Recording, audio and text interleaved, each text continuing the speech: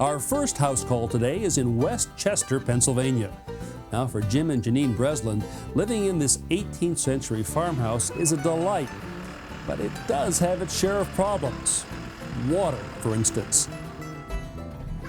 Good morning, folks. Hi, Ron. How are you? Good. How are you? Ron, how are you? Pleasure to meet you both. Yeah, what a beautiful house this is. Thank This is you. like, looks like an old farmhouse here. The house was originally built in 1732. Really? And we moved in a little over 2 years ago. Oh, it's gorgeous. Yeah.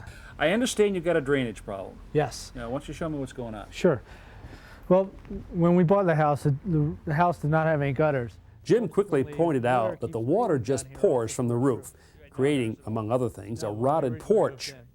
So our first task is to figure out the slope of the eaves, which tells us where the water naturally flows. This $2 item, called a line level, attaches to a string, allowing us to create a level as long as we need it, in this case 36 feet. Raise it up. Let me know when it's level now. Okay, it looks level. This is how much out of level, right here, this distance, the roof is at this end compared to that end. But we can use that to our advantage. A gutter attached to this long portion of porch roof will be naturally sloped, carrying rainwater toward one end and eventually into a downspout. All gutters must slope at least 1/4 inch for every 10 linear feet to provide proper drainage. This section of the roof, on the other hand, is nearly level, so we strike a level reference line, then a second mark 1/4 inch below the line to indicate the correct slope. This portion of gutter will have a 90-degree turn or elbow on each end. To determine the proper length for the straight section, we hold the elbows in place and mark their ends.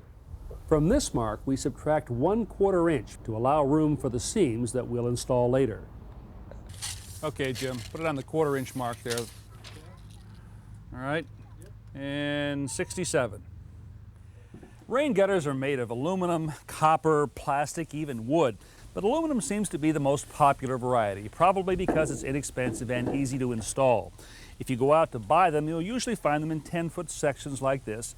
They're measured and cut to length and then hooked together with special connectors. I'll show you more about that in a second. Right now, let's cut this first section. We had 67 inches up there. Take the tape measure. Measure down from this end. Make a mark at 67 inches.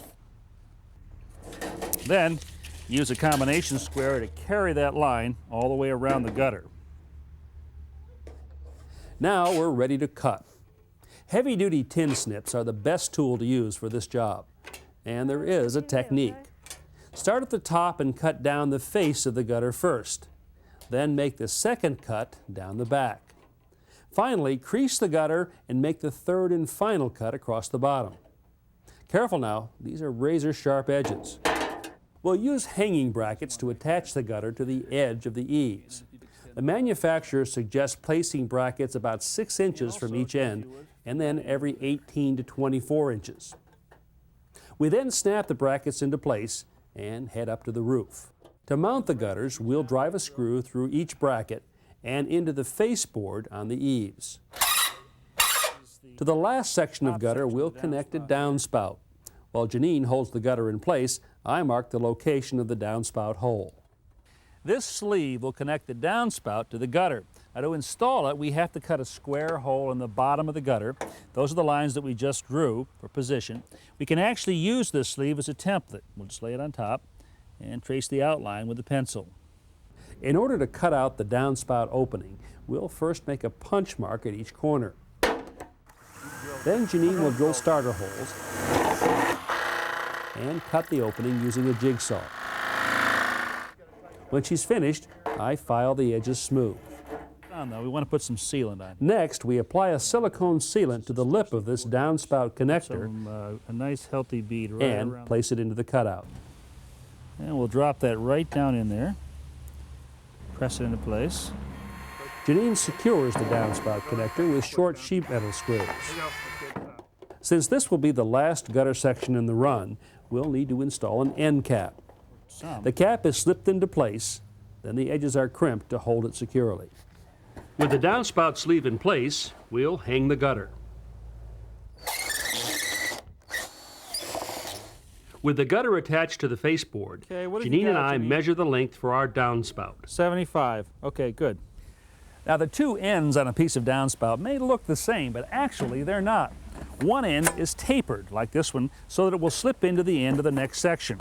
Now when you're cutting downspout, always cut off the larger end, never cut off the taper. And when you're installing it, make sure that the large end is up and the tapered end is down. Here's why. If the large end faces down, water will leak out through the joint. But if the large end faces up, water will flow past the joint without leaking. It's time to assemble the downspout and do a test fit. Okay. Uh-oh. Now, this is something I hadn't counted on. The bottom is hitting the concrete down here. Okay. The solution here is to cut some wooden spacers from 2x4 lumber. Aluminum mounting straps are then screwed to the spacers and attached to the posts with screws. Now we can slip the downspout assembly over the connector and secure it in place with screws. Then we fold the aluminum mounting straps around the downspouts and attach them with screws.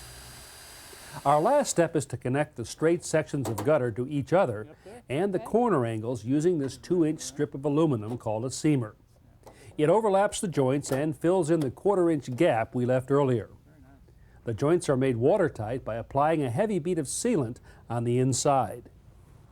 Well, that should do it, guys. Let the sealer dry overnight, and then tomorrow take a garden hose and put it in this end of the gutter. Check to make sure the water is flowing this way and going into the downspout, okay? And that it's not leaking at the joints. And you've got this gorgeous maple tree right here. Unfortunately, it's going to dump a lot of leaves into these gutters, so I'd put up some leaf guards all the way around, especially on this end. It was a pleasure working with you. That You was were great wonderful working with with the you. hand tools. Thanks a lot, Ron. Oh, you're very welcome. Jim, all the best to you. Thank you. And guys, enjoy the gutters, huh? Thank you. Thanks.